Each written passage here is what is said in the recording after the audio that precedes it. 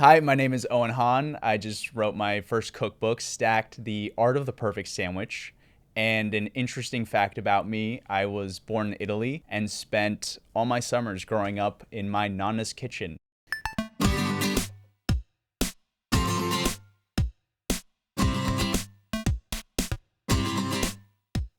I'm Jesse Sparks, and this is The One Recipe, a podcast that talks to chefs and great cooks about a crucial question. What is their one? The recipe they've made so many times that they've absolutely set some kind of world record for it.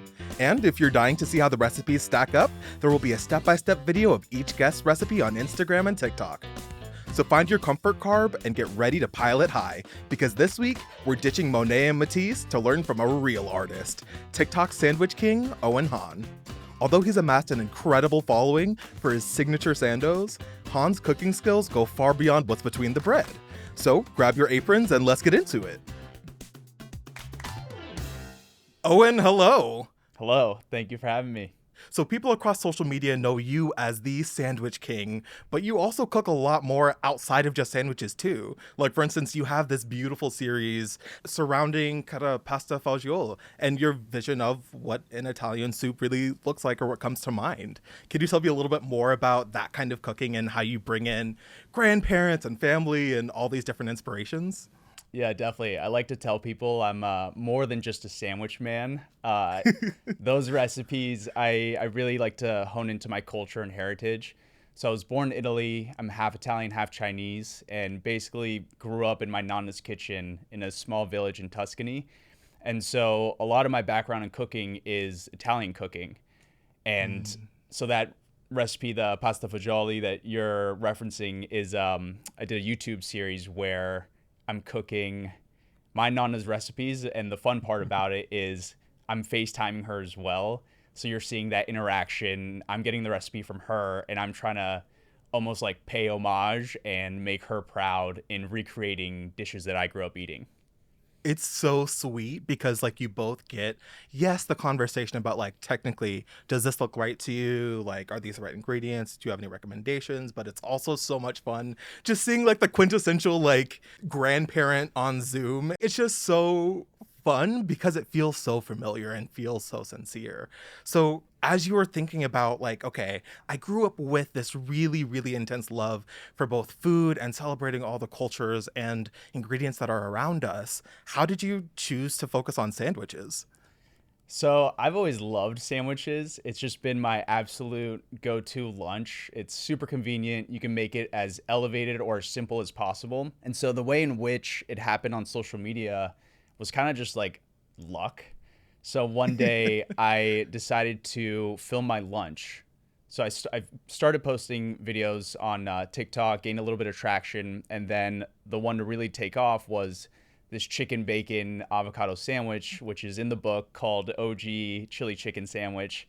And that day I was actually planning on filming a cioppino, which is a fish stew, a little bit more elaborate than a sandwich, takes a lot of time, a lot of ingredients. I figured, you know what?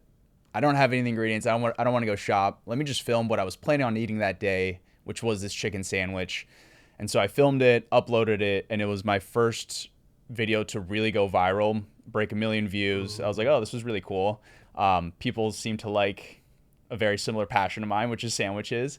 And so following that, I did a steak sandwich, one of my all-time favorites. It's skirt steak, caramelized onions, melty Gruyere cheese, a homemade garlic aioli. And that was my first video to break 10 million views. And it's actually the sandwich on the cover of my cookbook, because I really owe that one for just like skyrocketing everything. Gained tons of followers, lots of comments. And then following that, I did a breakfast bagel. And it was after that third sandwich in a row that people were like, sandwich man. And I was like, I like it. That has a good ring to it. Let's go. And really from there, I just took it and ran with it. And just, that's what I loved about the platform. TikTok is, it was just a home for my passion. I eat sandwiches probably every day, if not every other day. And so to be able to share that and see it resonate with people was really cool. Oh, that's awesome. And now your pronouns are crusty bread, your DNA is just Exactly. different kinds of gluten and pasta. It's perfect. Well, it's funny because when people come up to me in the street, it's never like, oh my God, Owen Han. It's literally Sandwich Man. I was like, yeah, you're the sandwich guy. Like, I guess, yeah, that is me. Honestly, I cannot think of like both better branding but also better recognition of just how much thought and preparation you have put into all these different kinds of sandwiches since then. Like for so many people, it's easy to think of that as kind of the end goal of, okay, I've made it, I'm known for sandwiches. But with you, you're really always looking for like, okay, what's something that we can do to push us one step further? Was there one sandwich that was a challenge for you to conquer or for you to actually make look appetizing and sound appetizing, especially when you're doing those cross sections? I would say the hardest part when making those creations is really, like you mentioned, the cross section, because that to me is what captures the audience's attention. So there are a few sandwiches that aesthetically, the way in which you're supposed to cook it and assemble it doesn't always result in the best cross section. So for example, if I'm cooking a grilled chicken breast and I slice it and I put the slices on the sandwich, if you think about it, you have to cut it very specifically to make it look like a thick piece of chicken breast. So I tend to not even cut my chicken at some points because you'll always get the cleanest cut. So really the hardest part, I would say, is just constantly innovating. But that's also the fun part of the job because there's only so many staple sandwiches out there. So since I've created this niche, I get to be ultra creative, and like it almost makes me have to think outside the box to come up with creations that people haven't seen before. And that's also where my heritage comes in. I'll take dishes that I grew up eating with Nonna and my dad cooking and see how I can sandwichify them. I love that as a verb because it really is such an active process. But beyond that, I'm really excited to hear, what's your one recipe? My one recipe is my lamb stuffed pita from my cookbook stacked. So what I love about this recipe, first of all, it really highlights the overall theme of my book, and that is that my term for sandwiches, it's very loose. So clearly this is a stuffed pita, which not a lot of people would think of as a sandwich, but you're eating it with your hands. The ingredients are in between a carb source. And what I love about this is ground lamb is incredibly moist and juicy. And then the way in which it's prepared, you grill the outside of the pita, it becomes very crispy. So you're getting the crunchy outside of the pita, a little bit chewy as well, and then soft, juicy lamb, which is seasoned with various spices. You're grating onion and tomato in there. So it's all done in one bowl, very easy to make, and it's a crowd pleaser. So when you were kind of going through all of these different flavors and how you wanted to maybe introduce your own version to the classic, were there any interventions that you made so that it would still feel fresh and exciting? Yeah, definitely. I think that's what's really fun with a lot of the recipes in the book too. They're super customizable. So for me, I altered the spices and seasoning towards my preferences.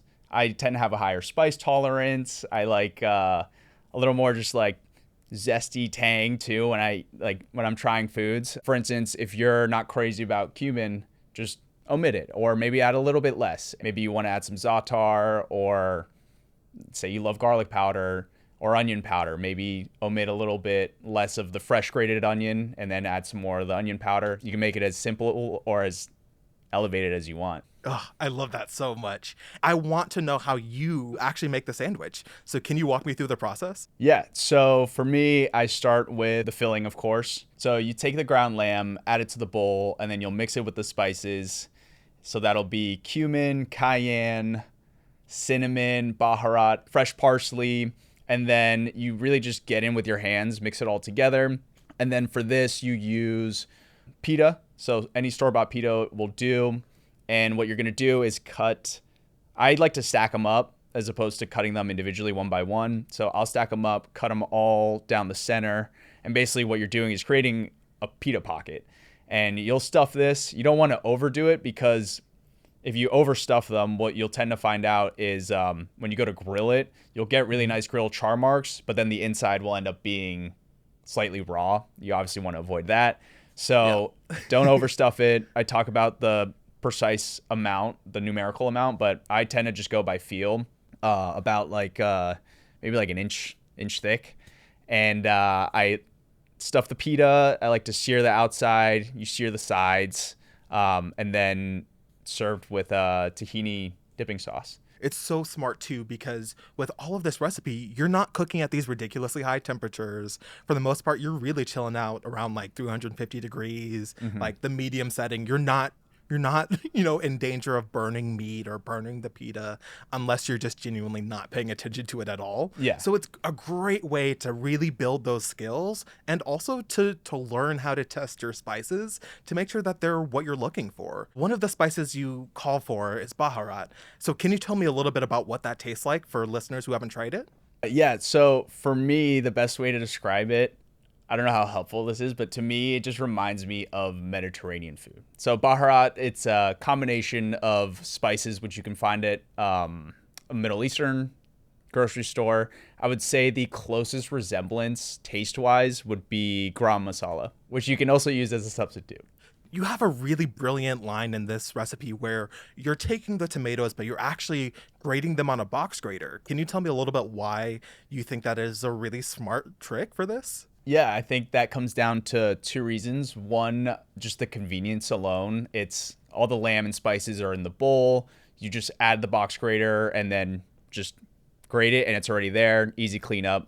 And then the second is with the box grater, as opposed to cutting, you're getting a complete, even mince of tomato, and all the juices are still in the bowl, and it just spreads throughout the entire mixture, and ultimately will make it juicier as well in the end. It also is just so efficient when you're thinking about ratios, moisture, and really keeping that pita intact. It's a really smart call. This was so much fun getting to steal all of your cooking secrets and also just the secret to your status as the sandwich king, rightfully earned and rightfully maintained. Owen, thank you so much for coming onto the show. Of course, really appreciate it. Thank you.